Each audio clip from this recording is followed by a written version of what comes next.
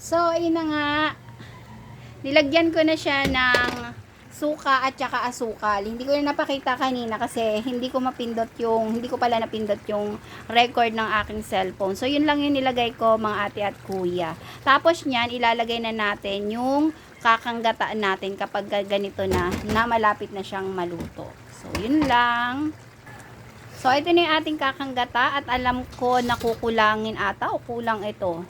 So, baka magpabili pa ako ng Coco Mama na lang. Mas masarap kasi nito kapag kayo mas marami yung gata. So, ayun na nga. At kinulang tayo ng gata. Ito ay, hindi ko naman kasi akalain na sisipagin yung aking tagagadgad dito ng santol. So, pag uwi ko ng bahay, ang dami na palang nagadgad.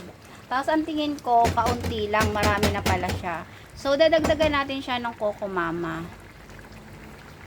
So, timplahan nyo na lang din ng naayon sa inyong panlasa. Syempre, may kanya-kanya tayong panlasa na gusto. Ito ang gusto ko rito ay lalagyan ko siya ng maanghang, ng sili.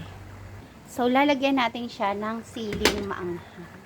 Tingnan natin hihiwain para pil na pil nung kakain.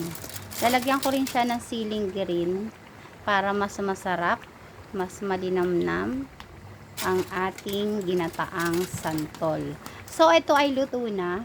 Depende na lang sa inyo kung tuyuan nyo pa siya. So, ganito yung dating niluluto ko, tapos ibinebenta ko. So, yan. Ganyan lang po kadali magluto ng ginataang santol. Kaya kung gusto nyo rin pong magluto, try nyo na dahil tag-santol ngayon.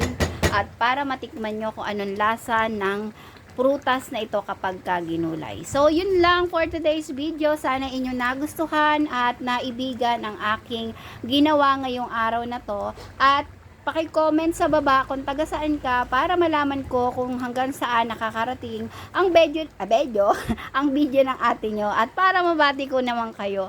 At syempre, mabigyan ko kayo ng pasasalamat. So, yun lang. Bye-bye! Ingat and God bless!